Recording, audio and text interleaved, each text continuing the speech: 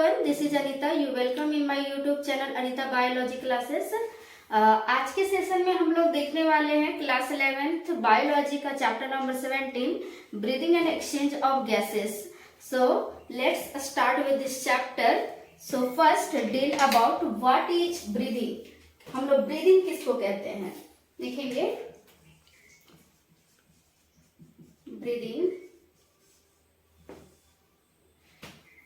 Breathing जो है normally जब हम लोग सांस लेते हैं तो सांस लेने के टाइम में क्या होता है, ऑक्सीजन लेते हैं और छोड़ने के टाइम पे क्या होता है, कार्बन डाइऑक्साइड छोड़ते हैं. तो सिंपल सा inhale of oxygen and exhale of carbon dioxide is called breathing, है ना.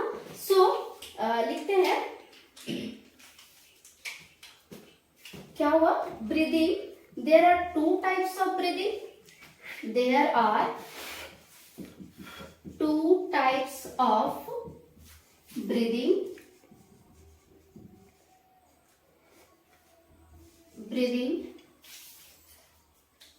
First, inspiration और second, expiration. इसी को एक्सपायरेशन को ही बोलते हैं एक्सहेलेशन एंड इंस्पायरेशन को ही बोलते हैं inhalation.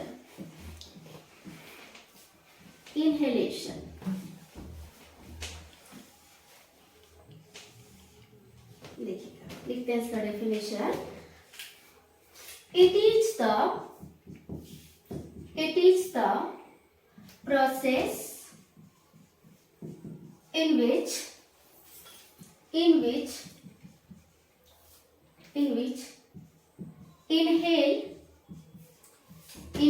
of oxygen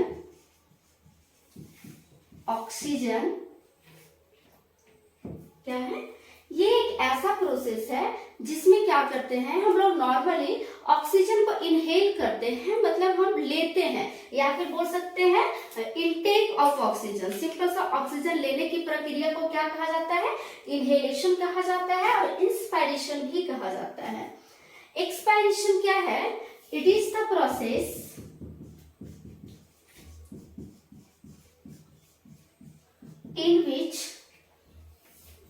in which exhale of carbon dioxide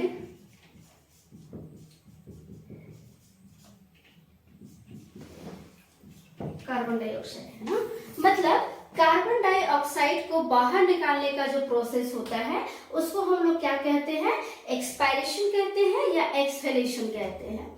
बाकी हम लोग देखेंगे exchange of gases. Exchange of gases क्या होंगे, यहाँ पे दो ही चीजों का एक्सचेंज होगा, या फिर ऑक्सीजन का होगा या फिर कार्बन डाइऑक्साइड होगा. हमारे बॉडी में दो ही ऐसे गैसेस हैं जिनका एक्सचेंज होता है. तो एक्सचेंज हम बाद में देखेंगे. पहले देखते हैं कि इनहेल हम कैसे करते हैं, हाउ हम लोग कैसे ऑक्सीजन को जो है वो हम अपने बॉडी के अंदर लेते हैं. तो इसके लिए हमको देखना होगा ह्यूमन रेस्पिरेटरी सिस्टम. सो हम लोग देखते हैं ह्यूमन रेस्पिरेटरी सिस्टम.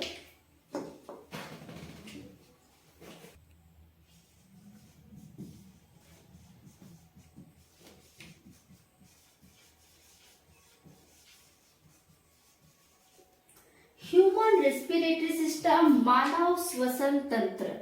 सो देखते हैं मानव का श्वसन तंत्र कैसा होता है. सो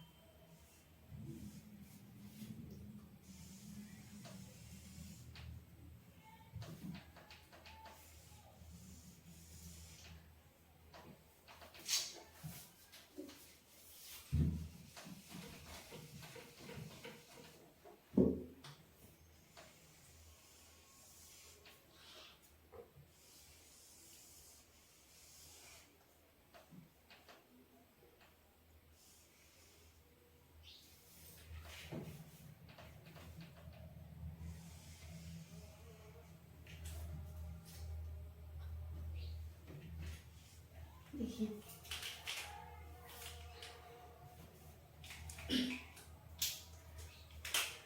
दिस इज, यहाँ पे होते हैं नॉस्ट्रिल,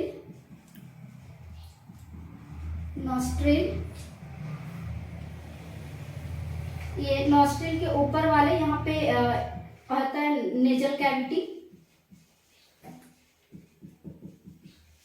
यहाँ पे फेरिंक्स, इसको बोलते हैं नेजोफेरिंक्स, फेरिंक्स। दिस इज, यहाँ पे मौत के पास जो होता है उसको ओरोफेरिंक्स कहते हैं, और यहाँ पे लैरिंक्स के पास जो होता है उसको लैरिंगोफेरिंक्स कहा जाता है, laryngopharynx. This is epiglottis, this is glottis,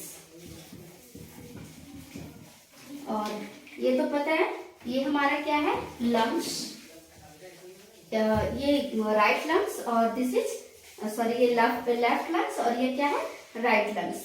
और ये जो हमारा है, ये पाइप जो आ रहा है, इस पाइप को क्या बोलते हैं, विंड पाइप,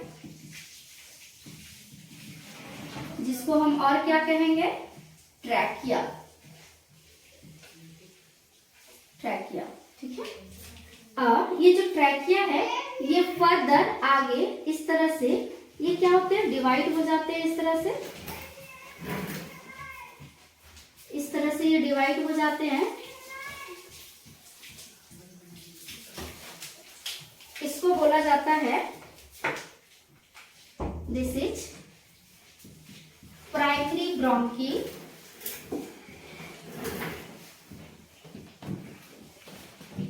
प्राइमरी ब्रोंकी।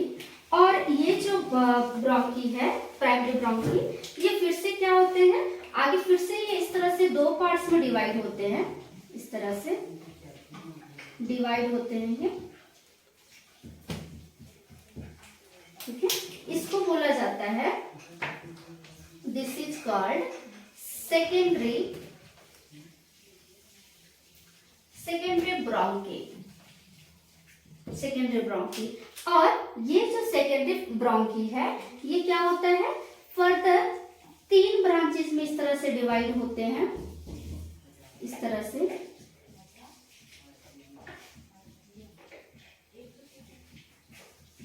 जिसको बोला जाता है टर्शियरी ब्रोंकी, टर्शियरी ब्रोंकी, ठीक है। और ये ब्रोंकी के बाद एक छोटा सा पाइप निकलता है, पतली सी पाइप, यहाँ से ट्यूब निकलती है, इस तरह से सभी से निकलती है, इस तरह से। इस ट्यूब को बोला जा रहा है, इसको बोला जाता है initial bronchioles, initial bronchiole, initial bronchiole, ठीक है। अब ये जो इनिशियल ब्रोंक्यूल है, ये थोड़ा लास्ट करके इस तरह से आगे आया, और फिर आगे आकर के क्या हुआ, एक बल्ब लाइक सैक में खुलता है, ये इस तरह से बल्ब लाइक सैक में,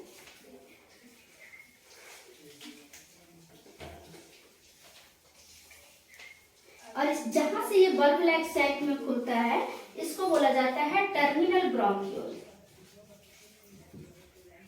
टर्मिनल ब्रोंक्यूल, ठीक है। और ये जो बल्ब दिख रहा है, ये बल्ब लाइक स्ट्रक्चर, इसको बोला जाता है एल्वियोली, दिस इज एल्वियोली। और जिस डक्ट से, ये वाला डक्ट एल्वियोली को रखा है होल्ड करके, this duct is called alveolar duct,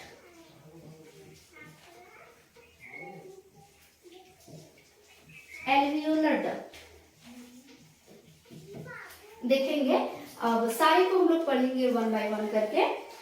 ये हमारा है ह्यूमन रेस्पिरेटरी सिस्टम, कि कि मानव श्वसन तंत्र में कौन कौन से ऑर्गन्स होते हैं। तो सबसे पहला ये क्या है, नॉस्ट्रिल। नॉस्ट्रिल मतलब जो नाक का छेद है, जो दो होते हैं जहां से एयर क्या करती है, इंटर करती है हमारी बॉडी के अंदर। और इस नॉस्ट्रिल के अंदर यहाँ पे छोटे छोटे हेयर लाइक स्ट्रक्चर होते हैं, मतलब छोटे छोटे हेयर्स होते हैं जो कि क्या करते हैं, जो कोई डस्ट वगैरह जब चला जाता है हमारे नाक के द्वारा तो क्या करता है, उनको ये फिल्टर करने का काम करता है, छानने का काम करता है। उसके बाद ये जो नेजल कैविटी, इस नेजल कैविटी के अंदर ये वाला जो एरिया दिख रहा है, इस एरिया में बहुत सारे म्यूकस पाए जाते हैं। म्यूकस कह सकते हैं कि एक चिपचिपा पदार्थ होता है व्हाइट कलर का, जिसमें क्या होता है कि कोई भी जर्म्स, वायरस, बैक्टीरिया इसके अंदर चले गए तो इसको ये क्या कर लेता है, ट्रैप कर लेता है, पकड़ लेता है, उसको मार देता है ये, है ना। तो इस तरह से क्या होता है कि वो नेजल कैविटी से जो भी गए हैं वो बोल सकते हैं, जो भी वायरस, बैक्टीरिया, कुछ भी जर्म्स गए हैं तो उनको ये क्या करता है, ट्रैप करके किल करने का काम करता है। उसके बाद ये क्या है, नेजोफैरिंक्स है, जहां से एयर इंटर किया। अब हम लोग क्या करते हैं, कभी कभी माउथ से भी एयर ले लेते हैं इस जगह से, तो ये ओरोफैरिंक्स इस वाले एरिया को कहते हैं।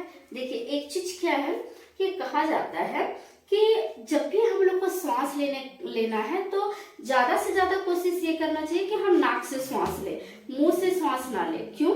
क्योंकि नाक के पास हमारे पास फिल्टर पड़े हुए हैं, जैसे कि हेयर और नेजल कैविटी है, लेकिन माउथ के पास ये सब नहीं है। कोई भी जर्म्स, वायरस, बैक्टीरिया जो है वो इजीली हमारे बॉडी के अंदर घुस सकते हैं। इसलिए हमको कोशिश ये करना चाहिए कि हम जब भी सांस लें तो नाक से सांस लें, ठीक है। उसके बाद ये वाला एरिया क्या है, फेरिंक्स। ओरोफेरिंक्स के बाद क्या है, लैरिंगोफेरिंक्स है। क्योंकि ये लैरिंग्स के पास है, हम एक एक करके डीपली पढ़ेंगे, बस ये इंट्रो है थोड़ा। अब ये लैरिंग्स क्या होता है, ये लैरिंग्स जो होता है ओपन होता है ग्लॉटिस में, ग्लॉटिस जिसको हम कंठ कहते हैं, और एक ग्लॉटिस के ऊपर एक कवर होता है जिसको क्या कहा जाता है, इपिग्लॉटिस कहा जाता है।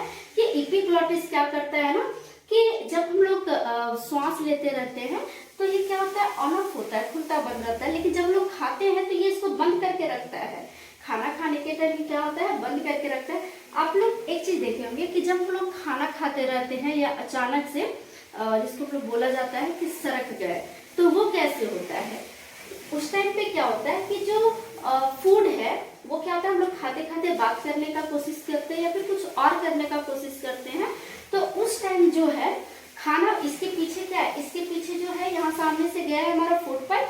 फूड पाइप जो है ये सामने जो फेरिंग्स है, फेरिंग्स क्या हमने पढ़ा था पिछले चैप्टर में कि फेरिंग्स जो है वो कॉमन पाथ है किसका, एयर और फूड का।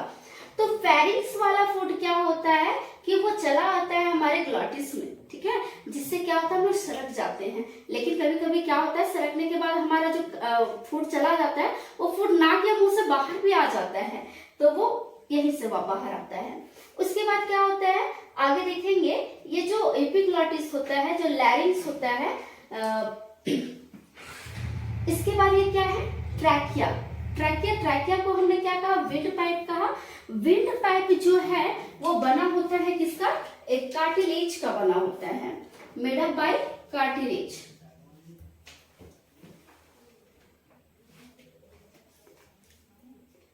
Made up by cartilage.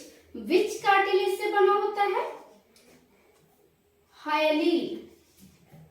Hyaline cartilage से बना होता है।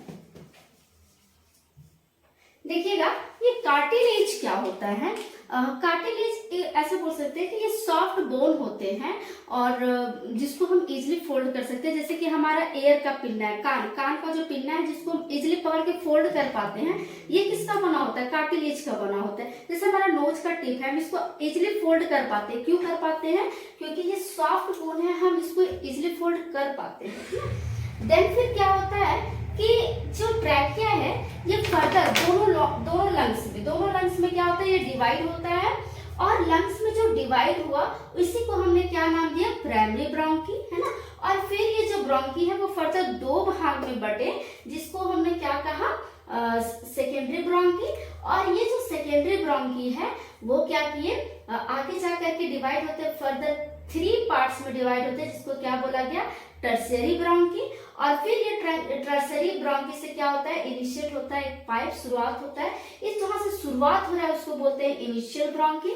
और जहां से लास्ट होने के बाद क्या होता है, एल्वियोलर डक्ट ओपन होता है। तो लास्ट वाला सिचुएशन जो है उसको क्या बोलते हैं, टर्मिनल ब्रोंक्यूल्स, है ना।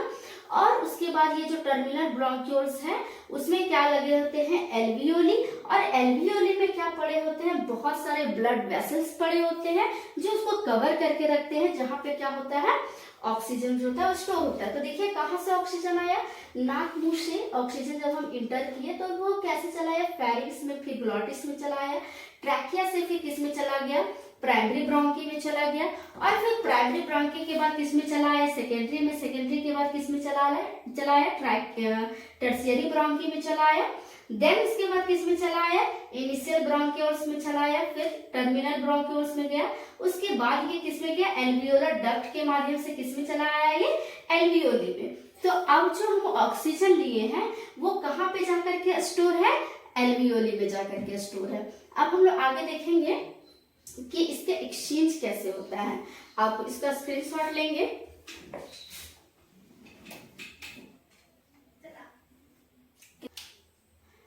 आपको एक्सचेंज ऑफ गैसेस समझने के लिए सबसे पहले समझना होगा रेस्पिरेशन।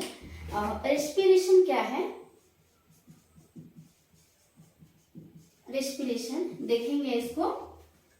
रेस्पिरेशन जो है वो मेनली 2 टाइप्स के होते हैं, external respiration and internal respiration. There are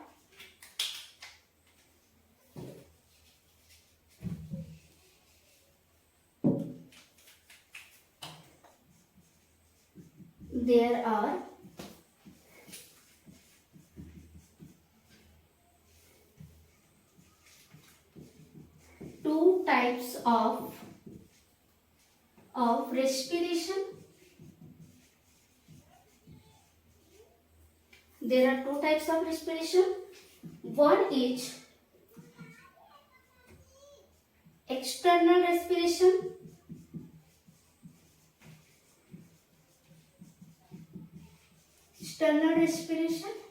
and another is internal respiration.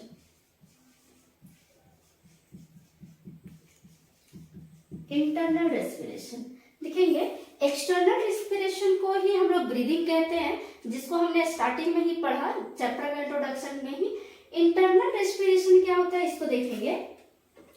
Internal respiration में क्या होता है कि जो ग्लूकोज है C6H12O6, दिस इज ग्लूकोज, ये ऑक्सीजन के प्रेजेंट में क्या होता है, बर्न होता है, और जिससे बनता है एटीपी। एटीपी क्या है, एनर्जी। और कार्बन डाइऑक्साइड क्या होता है, रिमूव होता है।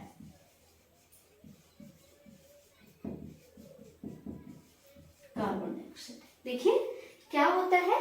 इंटरनल रेस्पिरेशन के लिए सबसे पहला चीज कि ये इंटरनल रेस्पिरेशन होगा कहाँ, तो ये कहाँ होगा, अकर इन सेल। ठीक है, कहाँ हो रहा है, ये सेल में हो रहा है। हम लोग आगे और सेल चैप्टर पढ़ाएंगे तो आप लोग को बताएंगे कि सेल में कहाँ होता है। फिलहाल आप देखिए कि कहाँ हो रहा है, ये सेल के अंदर हो रहा है। सेल में क्या होता है, ग्लूकोज जो है वो ऑक्सीजन के साथ बर्न कर रहा है, और बर्न करके क्या बना रहा है, एनर्जी बना रहा है। और इस एनर्जी को क्या बोलते हैं, एटीपी बोलते हैं। एटीपी का फुल फॉर्म क्या होता है, एडिनोसाइन ट्राइफॉस्फेट। एडिनोसाइन ट्राइफॉस्फेट है ना। और ये एटीपी बनने के बाद जो वेस्ट प्रोडक्ट बचता है, this is called carbon dioxide. और यही कार्बन डाइऑक्साइड जो होता है वो हमारे बॉडी से बाहर होता है। तो हम लोग देखते हैं सबसे पहले कि ये जो ग्लूकोज है वो आया कहाँ से। तो हमने पढ़ा है डाइजेस्टिव सिस्टम, है ना।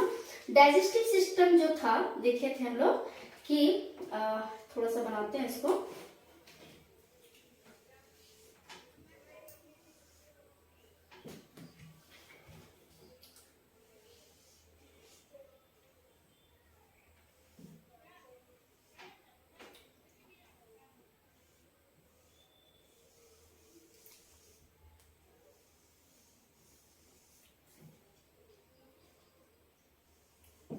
ये देखिएगा, डाइजेस्टिव सिस्टम से क्या हो रहा था, यहाँ पे स्मॉल इंटेस्टाइन में क्या पाए गए थे, विलाई।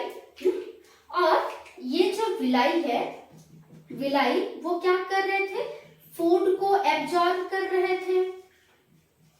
मतलब जो हम लोग फूड खा रहे थे उसको ये क्या कर रहा था, ऑब्जॉर्ब कर रहा था। और एब्जॉर्ब करने के बाद ये क्या कर रहा था, दे रहा था किसको, ब्लड वेसल्स को दे रहा था। This is blood vessels. Blood vessels क्या होते हैं, ब्लड वेसल्स जो ब्लड को ट्रांसपोर्ट करते हैं। तो हमारे बॉडी में कितने टाइप्स के ब्लड वेसल्स होते हैं, 3 टाइप्स के होते हैं। फर्स्ट आर्टरी, सेकेंड वेन, और थर्ड कैपिलरी। इसको क्या बोलते हैं, सीरा, इसको धमनी बोला जाता है, सीरा, धमनी और कशेरू बोला जाता है हिंदी में। तो आर्टरी जो है वो क्या करता है, हमेशा प्योर ब्लड को कैरी करता है। और वेन जो है वो क्या करता है, हमेशा इम्प्योर ब्लड को कैरी करता है, डीऑक्सीजनेटेड ब्लड को कैरी करता है। लिख देते हैं इसको, always carry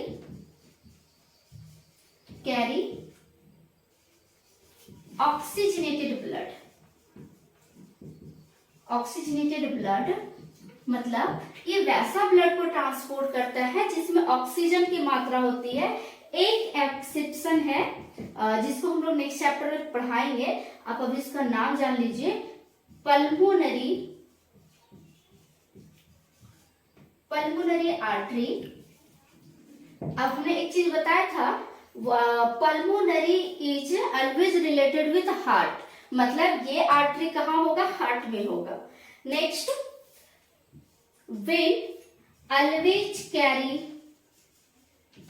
always carry deoxygenated blood। मतलब वेन क्या है, हमेशा जो है वो डीऑक्सीजनेटेड ब्लड कैरी करता है, मतलब अशुद्ध ब्लड को ये ट्रांसपोर्ट करने का काम करता है। इसका भी एक्सेप्शन है,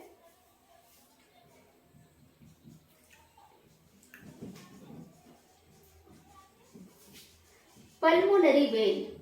मतलब ये वेन भी कहाँ पाया जाएगा, तो हार्ट में ही पाया जाता है। और कैपिलरी का काम क्या है, ये ज्वाइन करता है, ज्वाइन